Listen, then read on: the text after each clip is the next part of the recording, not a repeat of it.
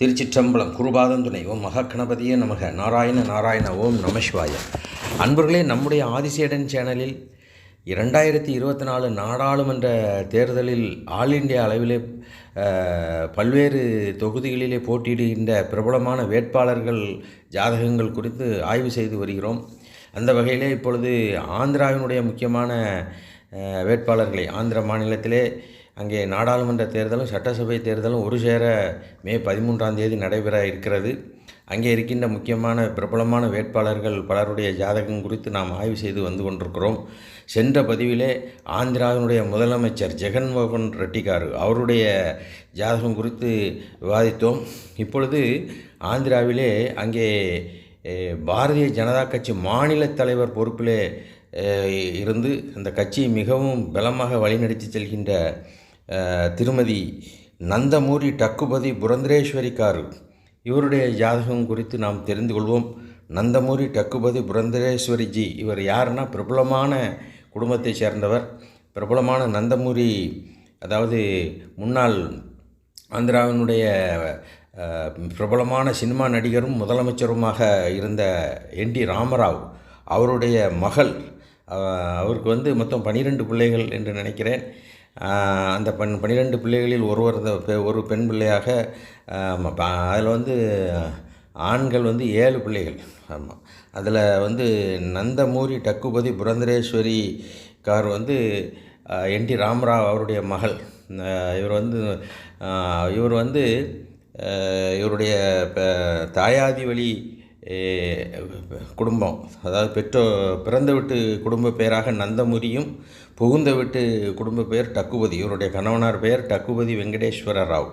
எனவே அந்த பிறந்த வீட்டு குடும்ப பெயர், புகுந்த வீட்டு குடும்ப பெயர் இரண்டையும் சேர்த்து நந்தமூரி டக்குபதி புரந்தரேஸ்வரி என்று அழைக்கப்படுகிறார்.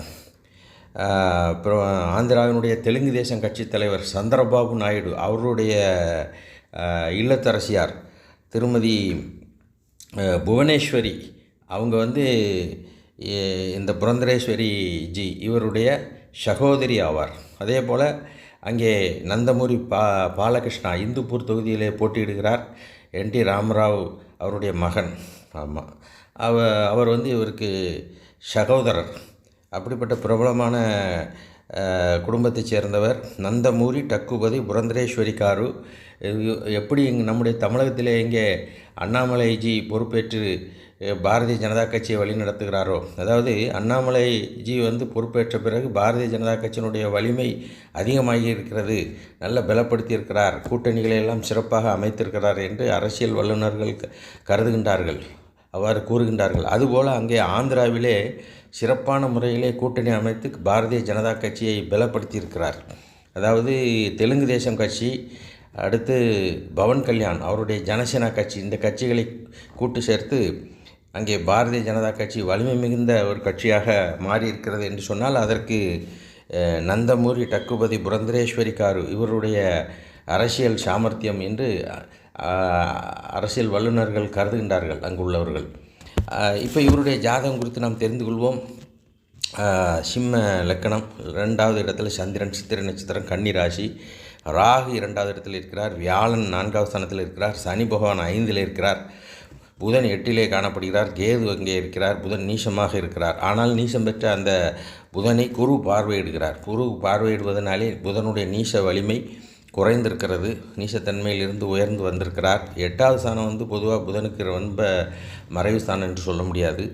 அடுத்து கன்னி ராசி, அந்த சந்திரனுக்கு கேந்திரம் பெற்றிருக்கிறார் புதன், அதனாலும் நீசகதியினுடைய வலிமை குறைகிறது. சூரியன் உச்சமாக இருக்கிறார் லக்கணாதிபதி, அது மிகச்சிறப்பு. சுக்கிரன் ஆட்சி பெற்றிருக்கிறார் தசமகேந்திரத்திலே. சூரியனும் சுக்கிரனும் மிகவும் வலிமையாக உச்சம் ஆட்சி என்ற நிலையிலே இருப்பதனாலே கலை சார்ந்த அரசியல் குடும்பத்திலே இவர் இருக்கிறார். இவரும் என்ன செய்கிறார், அதே போல் அரசியல் பணியிலே உயர்ந்து காணப்படுகிறார் என்பதற்கு இந்த ஜாதகத்தினுடைய வலிமை, சூரியன் சுக்கிரனுடைய வலிமை நமக்கு எடுத்துக்காட்டாக விளங்குகிறது. அடுத்து செவ்வாய் 11லே லாபஸ்தானத்தில் இருக்கிறார். 3, 6, 11 இந்த இடங்கள் செவ்வாய், சனி போன்ற கிரகங்கள், ராகு, கேது, சூரியன் இவர்களுக்கெல்லாம் மிகவும் வலிமை மிகுந்த இடங்கள். அந்த வகையிலே செவ்வாய் 11லே இருப்பதும் மிகவும் சிறப்பு.